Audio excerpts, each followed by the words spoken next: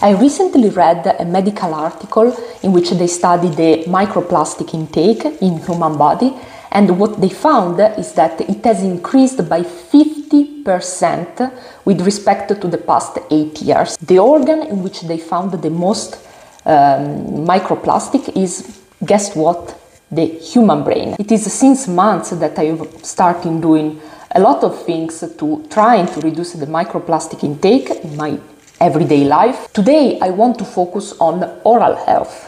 So the first thing I did is to switch to my usual plastic toothbrush to those one that I'm gonna link down below. I bought them on Amazon. They are entirely made with the non-plastic materials, in particular bamboo, and the bristles are made with coal. I'm doing really good with them. They are tested to be BPA free, which is one of the most harmful but not the only one substance found in plastic.